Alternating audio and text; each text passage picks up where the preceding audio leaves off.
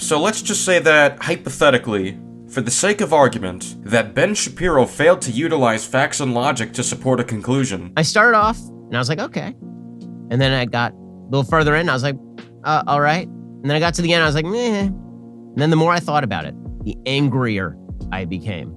All right, let's see how he substantiates this. The biggest problem with the film is not the wokeness. Yes, there's some woke touches. You have Catwoman, who is a woman of color, who is, of course, good. And you have the black female mayor, who is good. And you have the black Jim Gordon, who is good. Every white character is apparently bad, like all of them.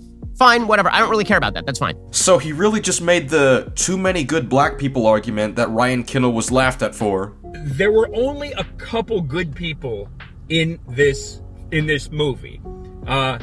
You had Bruce Wayne, Batman, and you had Alfred. Those are the only two good white people.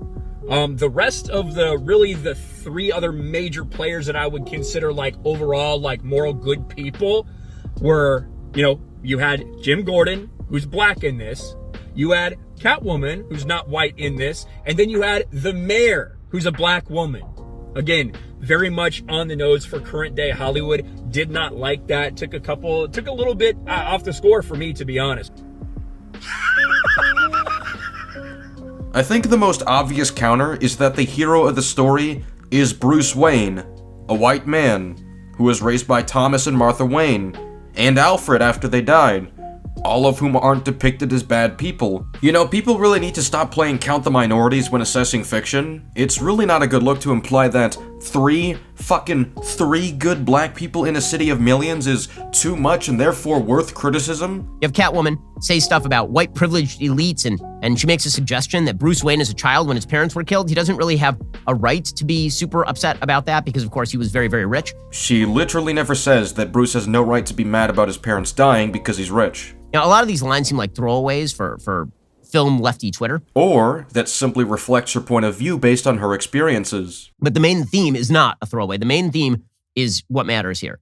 The film despises Batman. So every Batman iteration has to explain why a man who is a billionaire would dress up like a bat and go around beating up criminals. It's not answered. And the director doesn't know. And the writer doesn't know. And this is the problem. What I'm doing is my family's legacy. So in the Nolan films, to take the contrast, the question as to why Batman does this is because if Batman does not actually intimidate the criminal underworld because the city is so corrupt, no one else will do it, and money isn't going to solve the problem. Which is similar to what the Batman does. It's not just a call, it's a warning. What do you think the purpose is of showing all of these criminals scared off by the bat signal? And so he needs to create a theatrical kind of fear in order to dissuade the criminal underworld from participating. And then, as it turns out, he also has to save the city itself and demonstrate his faith in the city by becoming a symbol. Here, you don't really know why Batman is doing what he's doing. It's never explained. He's very wealthy. He doesn't apparently do anything with his wealth. He doesn't try to give charity. This is actually made a plot point. He's a bad man because he's white. He's a bad white man who doesn't actually give charity. Bruce uses his wealth to fund all of his work as Batman, which he uses to help the city and fight crime. The movie doesn't paint Bruce Wayne as a bad person for this. The mayor doesn't actually know what Bruce is doing with his money. And he's not playing that as a role. Again, this is part of the problem, is that Bruce Wayne and Batman are the same character. So I keep using the Nolan comparison because it is the gold standard for all superhero movies, not just Batman movies. So when you look at Nolan's Batman, Bruce Wayne is the character that Batman is playing. Okay, Bruce Wayne is not real. Batman is real. Batman is who Bruce Wayne really is. And so he has to play a fop. In Batman Begins, he's squiring around ladies in his Lamborghini, and he's buying hotels, and he's doing all of this just to cover up for the fact that he is Batman. So you get very separate Batman and Bruce Wayne. You get the same thing actually with Michael Keaton. Batman and Bruce Wayne are two different characters. Here, Batman and Bruce Wayne are the exact same character. There are points where Bruce Wayne is walking around. He's got the same dour expression, same glazed look, same kind of emo thing going on as Batman does the entire movie. And so there's no dichotomy. First of all, Bruce is much more reclusive compared to the versions in the Nolan and Burton movies. Second of all, the facade doesn't define Bruce Wayne. Batman Begins doesn't even support that claim. All this, it's not me. I am more. There are many moments in the Nolan movies where Bruce isn't just playing up a facade, rather he's being earnest to who he is. Bruce rarely interacts with people in the Batman, so of course you shouldn't expect much of that.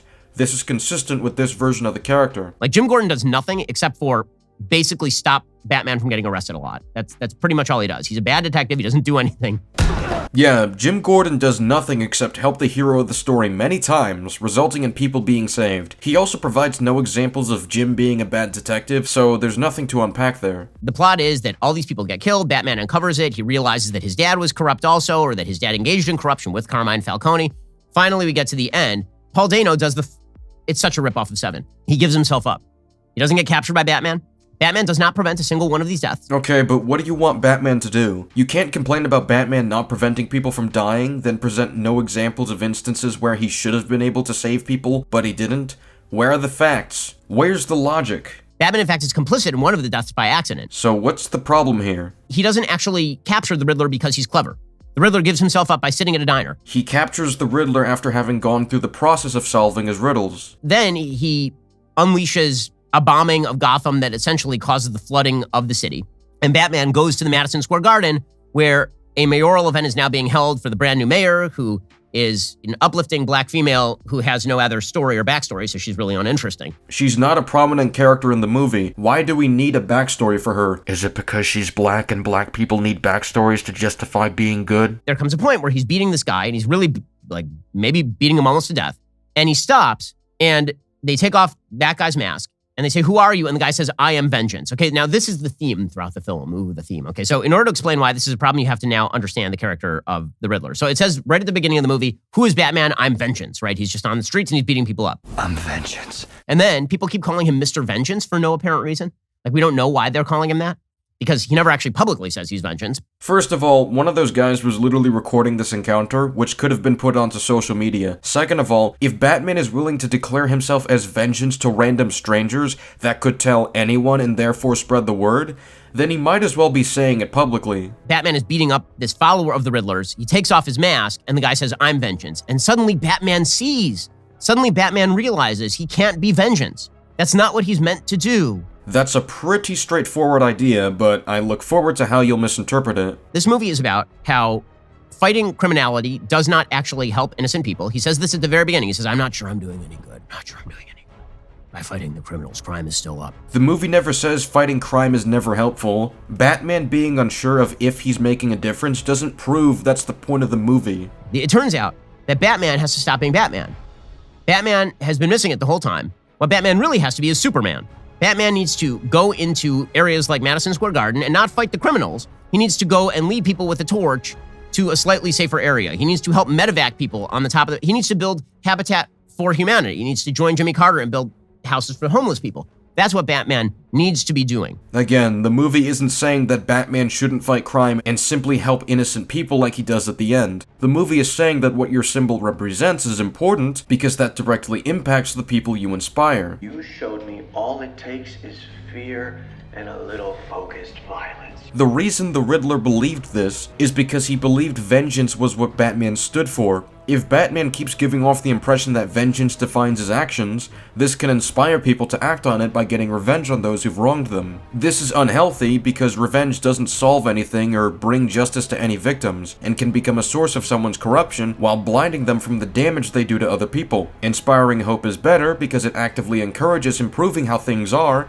instead of getting payback for what went wrong. This really is a sort of attack on the idea that fighting crime helps innocent people. It's an almost defund the police attitude toward what crime is. Batman will still fight crime in defense of innocent people. The movie isn't saying that fighting crime is wrong. What your symbol represents is an entirely separate issue. It's funny how you have one side claiming that the Batman is propaganda and should have ran with the all cops are bad mentality, as nonsensical as that is, but then you have Ben Shapiro here acting as if the movie is saying to defund the police because fighting crime in itself is bad. In other words, the movie can't get a win with either extreme, so it's better to just ignore both. And it's an attack on the basic idea that individuals are capable of doing justice by finding bad guys and fighting them. What do you think Batman does to save all those people at Gotham Square Garden? Instead, apparently, individuals are only capable of doing nice things by helping little old ladies cross the street. Because we totally see Batman helping people cross the street in this movie. That's a fundamental betrayal of what Batman is. What makes Batman different from the Riddler and than any of these other criminals is these criminals target innocent people and Batman targets criminals. That's the basis of the character. Batman targets criminals this entire story. What movie did you watch? The entire basis of the character is the cops are bad at targeting criminals because they're corrupt. Batman is good at targeting criminals because he's smart and because he's rich and because he's incorruptible. That's the entire basis of Batman. And they take all that and they flip it on its head because they don't like Batman. And this is why I have real problems with the movie. I kind of hate the movie. Like, the more I think about it, the more I get angry at it. Because they take the fundamental idea of what Batman is supposed to be, the protector of the innocent who targets the criminal, and they say that if he targets the criminal, this makes him no different than criminals. Goodbye, sir.